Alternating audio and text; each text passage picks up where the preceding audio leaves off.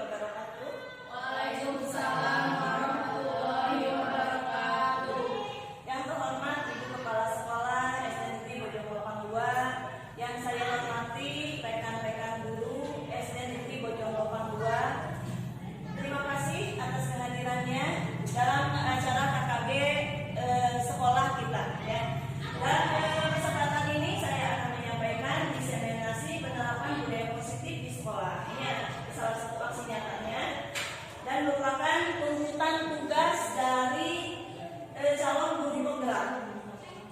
Nah, ada beberapa yang akan saya sampaikan. Yang pertama adalah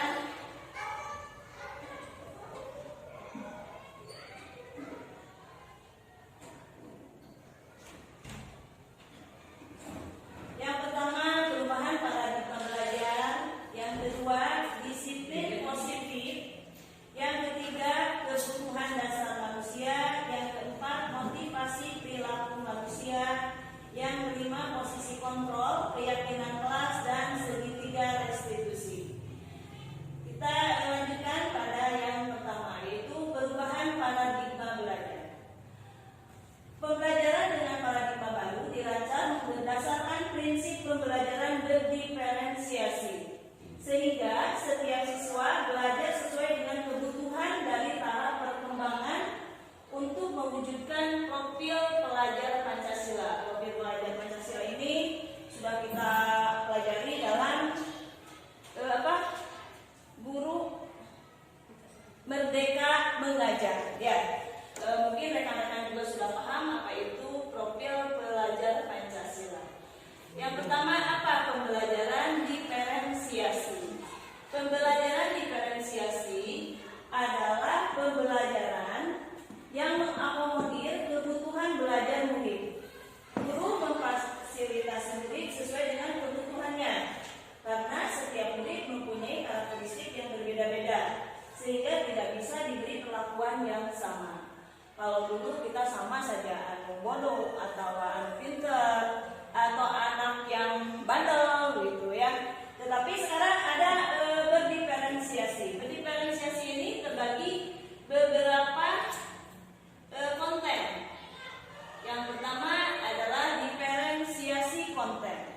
Diferensiasi konten ini pembelajaran disesuaikan dengan kebutuhan murid. Itu baik dari materinya, metodenya, atau materinya seperti mau visual atau media pembelajaran biasa, atau alat peraganya. Mereka apa yang diperlukan oleh misalnya si A, apa yang lebih fokus ke alat peraga yang mana, lebih bisa menggunakan alat peraga apa, misalnya alat peraga visual atau alat peraga secara langsung, bisa kita langsung membawa anak ke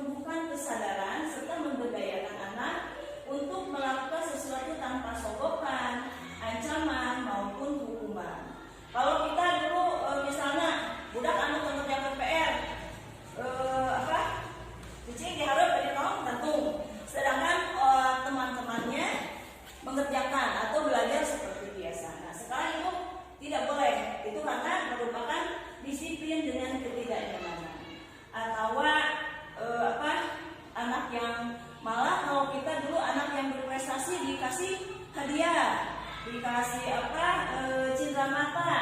Nah ini merupakan sogokan.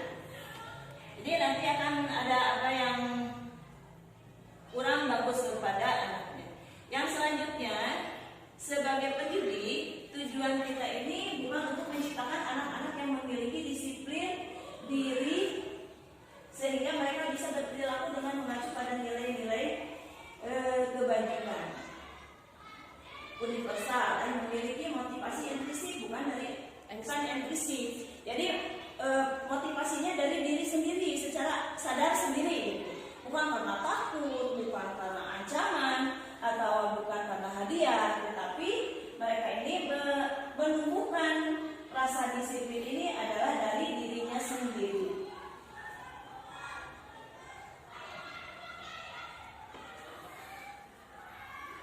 Selanjutnya adalah kebutuhan dasar manusia. Apa saja kebutuhan dasar manusia itu?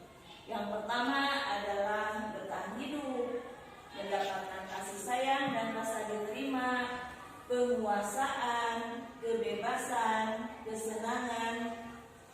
Ini adalah merupakan kebutuhan dasar manusia. Motivasi apa yang bisa menumbuhkan kebutuhan dasar tadi? Yang pertama, menghindari ketidaknyamanan dan hukuman. Murid melakukan disiplin ini karena menghindari hukuman. Ini merupakan motivasi ekstrisik atau dari orang lain, dari luar, ya. Hukuman ya, misalnya menghindari hukuman. Kita mengerjakan PR ini bukan karena kesadaran diri, tetapi karena dia takut mendapat hukuman dari gurunya. Itu merupakan motivasi ekstrisik. Yang kedua, mendapatkan imbalan atau penghargaan dari orang lain. Seperti tadi saya sebutkan, misalnya nilai bagus akan mendapatkan hadiah permen, atau waktu kenaikan kelas dia mendapatkan ranking pertama, ranking kedua. Biasanya kita mengasih kado atau piala. Nah itu merupakan hal yang tidak bagus. Kalau guru malah jadi motivasi anak itu bukan motivasi dari diri sendiri, tapi itu adalah motivasi dari luar. Tetapi yang paling bagus yang sekarang kita tumbuhkan kepada anak adalah menghargai nilai-nilai kebajikan diri sendiri.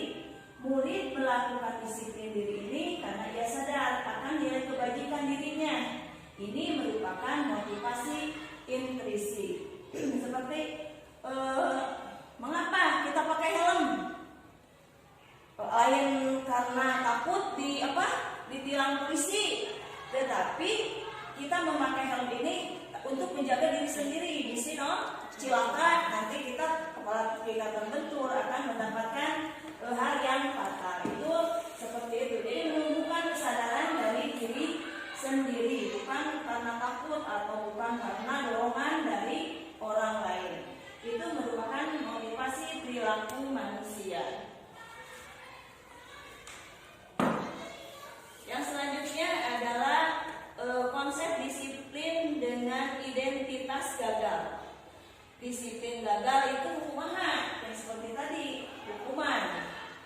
Misalnya kesiangan kamu harus menghormat bendera atau kumaha, orang dulu suka begitu ya kepada anak gitu kan. Itu adalah merupakan dihukum anak itu kalau melakukan kesalahan dihukum. Itu bukan disiplin yang bagus, tapi merupakan disiplin dengan identitas gagal.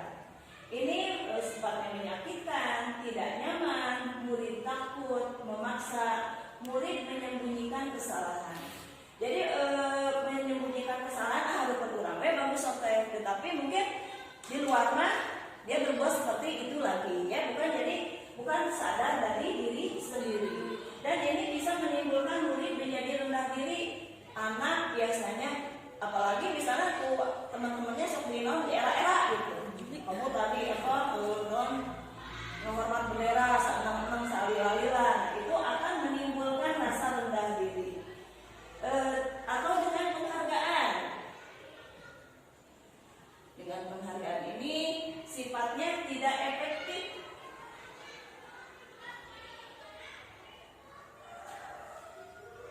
merusak hubungan atau sifat iri. Anak yang mendapatkan penghargaan mungkin akan iri, akan menimbulkan rasa iri dari temannya. Apalagi misalnya, orang teh perasaan teh lebih bagus dari dia, tetapi kenapa dia yang mendapat penghargaan? Mungkin begitu ya.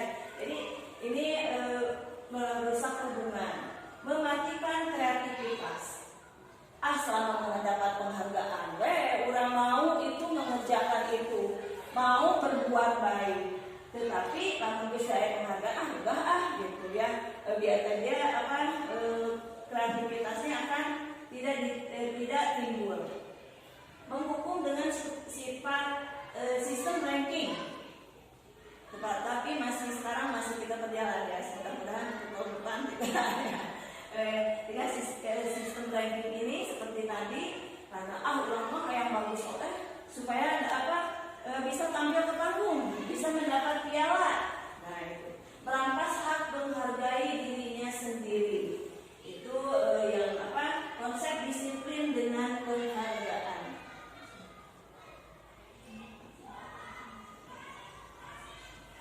Selanjutnya, konsep disiplin dengan identitas sukses. Kumaha dengan identitas sukses teh? Yang pertama adalah konsekuensi. Konsekuensi terhadap diri sendiri dan konsekuensi terhadap orang lain. Penguatan jangka pendek, perlu monitoring berkelanjutan. Kurang non fokus anak teh kumaha ya perkembangan anaknya, itu berarti perlu monitoring berkelanjutan. Stimulus respon, murid menghormati peraturan, bukan jadi menghormati peraturan, bukan terpaksa dengan peraturan atau kehilangan waktu untuk memenuhi kesalahan. Yang kedua, yang bersifat restitusi. Murid bertanggung jawab untuk perilakunya. Seperti kemarin saya pernah membuat video, video nanti akan saya tayangkan lagi. Video dia berbuat salah, misalnya kesiangan, tetapi dia sadar apa yang kesalahannya apa. Fokus pada pemecahan masalah jangka panjang. Mungkin tadi saya sadar sendiri kesiangan akibatnya begini, dan pemecahan jangka panjang untuk jangka waktu yang panjang. Mungkin dia tidak akan mengulangi lagi. Murid menghormati dirinya dengan orang lain. Teori kontrol, dirinya memegang kontrol, dan murid bersemangat memperbaiki kesalahan karena dia sadar sendiri dan bertanggung jawab atas perilakunya. Selanjutnya, konsep disiplin, pendekatan dengan cara pendekatan restitusi. Sebuah cara menanamkan disiplin positif pada murid. Apa itu restitusi? Restitusi ini adalah proses menciptakan kondisi bagi murid untuk memperbaiki kesalahan dirinya sendiri mereka ya, sehingga mereka bisa kembali pada kelompok mereka dengan karakter yang lebih kuat. Ciri-ciri restitusi itu apa? Ciri-ciri restitusi bukan menebus kesalahan, namun belajar dari kesalahan. Misalnya mengerjakan kesiangan sehingga dia tidak mengerjakan PR, anak disuruh betul istirahat, dia menebus kesalahannya dengan cara mengerjakan PR, mengerjakan dulu yang tidak dikerjakan, padahal orang lain sudah keluar. Nah, ini adalah menebus kesalahan, tapi belajar dari kesalahannya, memperbaiki hubungan, tawaran bukan paksaan. Ada kumaha ya, misalnya lain kudu kamu harus begini, kamu harus minta maaf, tetapi sadar sendiri kamu tadi sudah berbuat salah. Sekarang apa yang akan kamu lakukan? Itu merupakan tawaran terhadap anak. Apa yang akan dilakukan untuk memperbaiki kesalahannya? Menuntun untuk melihat ke dalam dirinya sendiri, mencari kebutuhan dasar yang mendasari tindakan, dan fokus pada karakter bukan tindakan, menguatkan dan fokus pada solusi.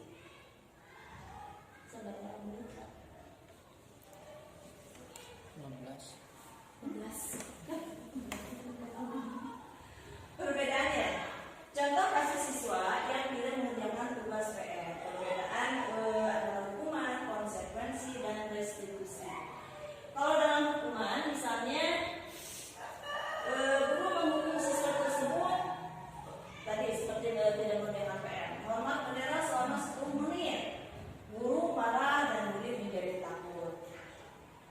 Konsekuensi, guru memberikan konsekuensi untuk mengerjakan PR-nya saat istirahat. Ini merupakan konsekuensi. Atau dikerjakan sebanyak 3 kali lipat. Guru tegas dan siswa menghormati peraturan. Jadi dia masih merasa tersisa, ya, bukan sadar dari dirinya sendiri. Kalau secara restitusi, guru menanyakan keyakinan kelas atau dirinya dan membantu siswa menyelesaikan masalahnya. Makanya saya membuat kesepakatan kelas atau keyakinan kelas. Jadi bukan peraturan yang dibuat oleh guru, tetapi keyakinan kelas. Sok ayeuna kumaha ye, misalnya kelas 6. Mau apa saja aturan-aturan yang ada di kelas 6. Seperti tadi misalnya kalau tidak mengerjakan PR, kumaha nanti itunya apa? Konsekuensinya.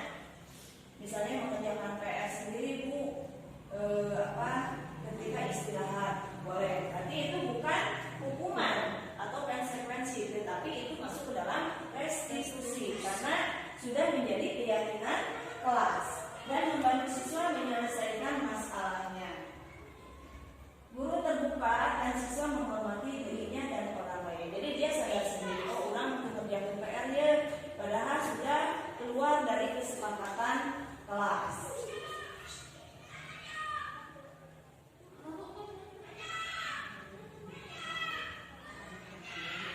Ini 5 posisi kontrol restitusi. Yang pertama menghukum.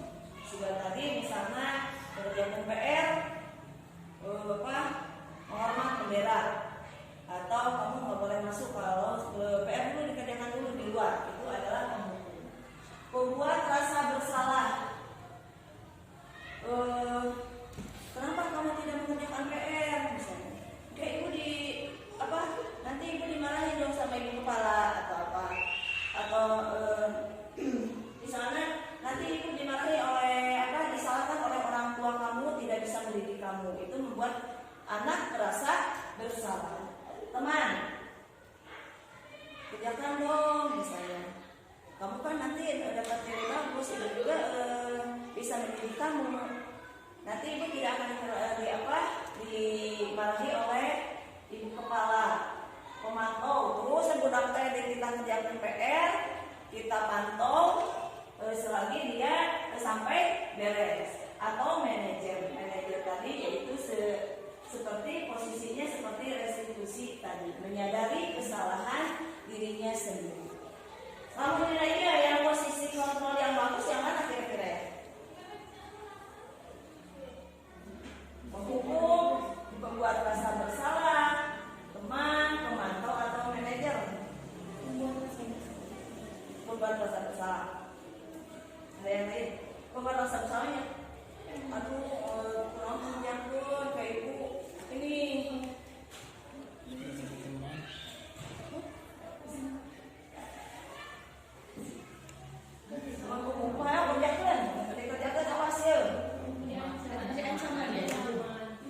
Sebagai teman, boleh sebagai teman ya. Sebagai teman kan anak jadi merasa dia ngobrol dulu, dia dengan rasa dipaksa. Jadi dan satu lagi adalah sebagai manajer ya. Manajer itu jadi solusinya adalah restitusi tadi. Jadi sadar dari dirinya sendiri. Yang selanjutnya contoh penerapan 5 posisi kontrol.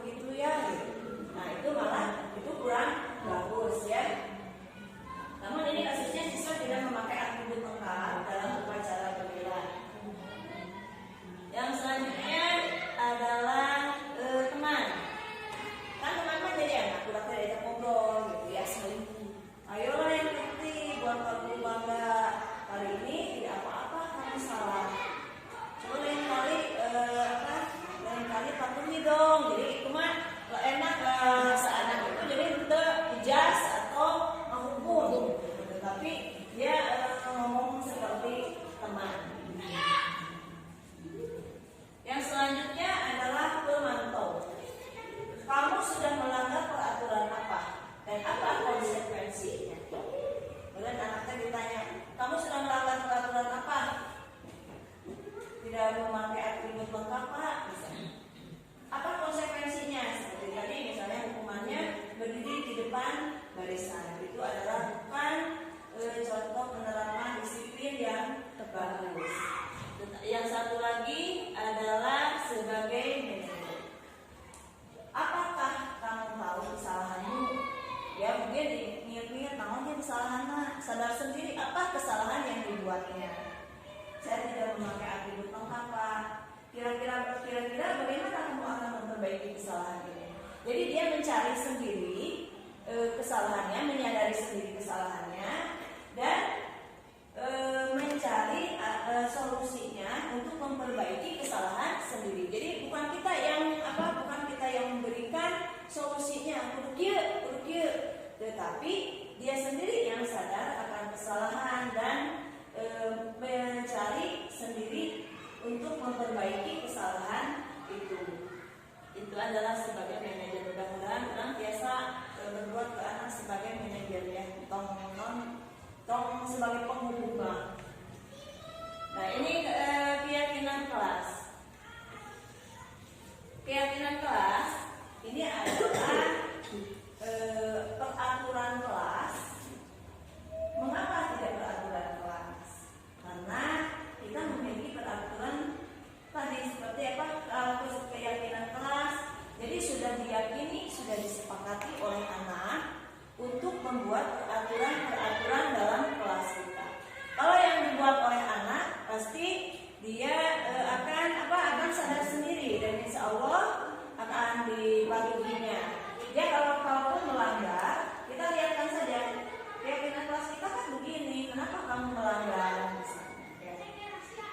Seperti mengapa kita memiliki peraturan tentang penggunaan helm pada saat mengendarai kendaraan roda 2 atau motor. Jadi lain sih ditilang ke polisi, tetapi dia sadar untuk melindungi dirinya sendiri. Ya. Mengapa kita memiliki peraturan tentang penggunaan masker dan mencuci tangan setiap saat? Lain sih namun papangi di apa, kamu harus pakai masker itu, atau dihujati nggak berani dengan dekat dengan ini karena tidak pakai masker, tetapi dia sadar bahwa masker itu sangat berguna bagi dirinya sendiri untuk menjaga kesehatannya. Nah,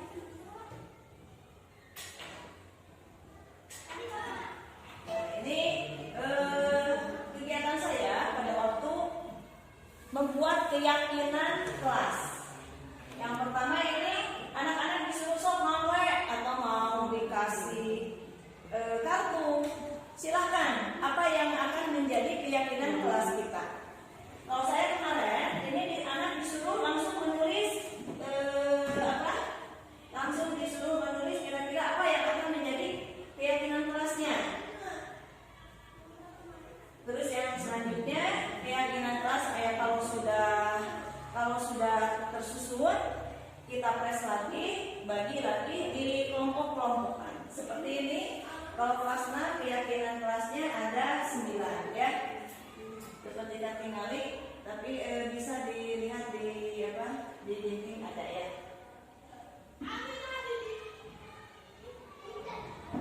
Bagaimana pembentukan keyakinan kelas? Ini lebih abstrak dari peraturan, berupa pernyataan universal, dibuat dalam bentuk positif. Lain keyakinan kelasnya misalnya berbuat negatif, kemana contohnya? Kamu keyakinan kelas dalam bentuk negatif. Ini dalam hal-hal yang bersifatnya berbentuk positif, bukan negatif ya. Sedikit saja agar mudah diingat, makanya tadi sebetulnya keyakinan kelasnya sudah banyak, tetapi di kelas-kelas yang lagi ini masuk kemana sih? Ini masuk kemana? Jadi jangan terlalu banyak, tetapi menyangkut beberapa hal. Sesuai dengan kondisi kelas dan sekolah agar mudah digunakan. Semua keluarga kelas atau sekolah dilibatkan saat membuat. Makanya anak-anak tadi semua sok eta sade anu bade kapayun. Asalnya saya ini ya, mau kartu, mau sistem kartu apa mau sistem tulis? Sistem tulis Bu banyaknya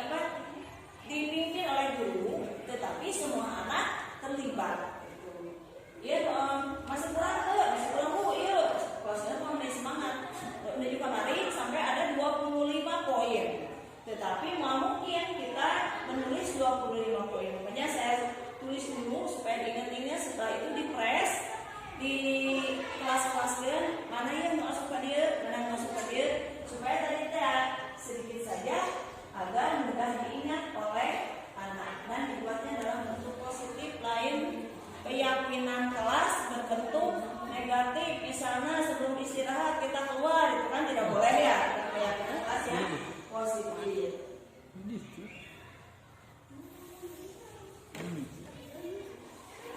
Selanjutnya segitiga restitusi. Segitiga restitusi ini sifatnya menstabilkan identitas. Kita semua akan melakukan hal terbaik yang bisa kita lakukan.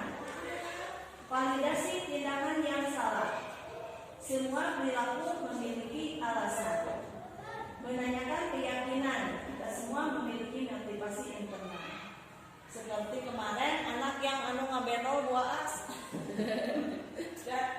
Makanya itu dibuat restitusi. Melakukan hal terbaik, terus validasi tindakan. Kira-kira tindakan kamu apa? Itu Bu, saya tidak sengaja ngabenol 2 as, gitu ya. Terus menanyakan keyakinan. Terus harusnya kamu bagaimana? Dia meminta maaf kepada 2 as dan mungkin tidak akan melakukan lagi seperti itu, akan bertindak hati-hati.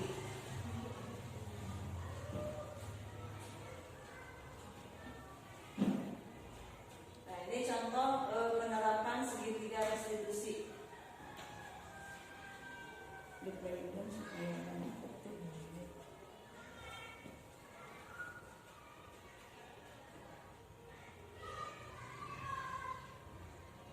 Ada 2 kasus dalam segitiga restitusi ini. Coba kopinya tanya. Suaranya?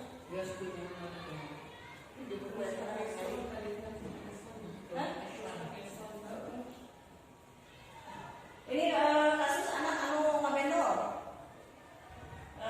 Kita tidak sengaja, mungkin dia tidak sengaja ya ngabenol. Jadi dia tak sadar sendiri apa kesalahannya. Terus mencari sendiri bagaimana penyelesaiannya. Jadi bukan kita yang mengajukan.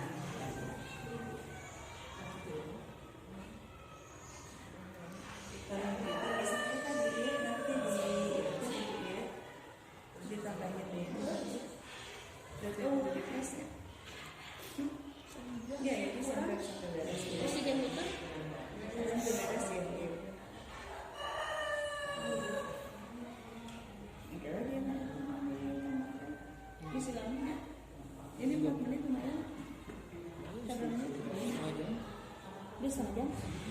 40 menit baru beres. Baru sekarang 40 menit.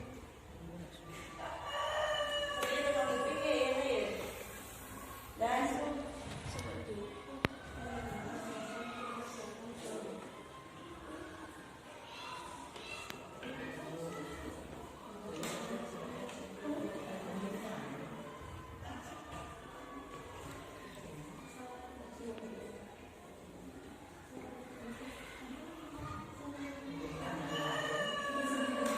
selanjutnya anak sadar sendiri dia mau meminta maaf kepada Ibu Aas ya, Ibu Aas.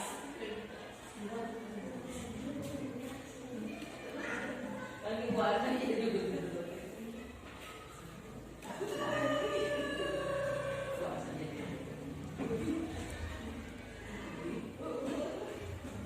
Nah, ini adalah kasus anak yang kesiangan.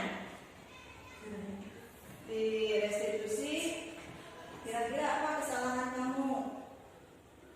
Bagaimana cara memperbaikinya? Begitu ya. Bukan kita yang menghukum tongkol kasut atau diam dulu di luar gitu. Menghormat bendera. Ya. Tetapi kita tanya ke anak, kenapa kamu kesiangan? Apa solusinya, terus apa kesalahan kamu gitu. Bagaimana cara memperbaikinya?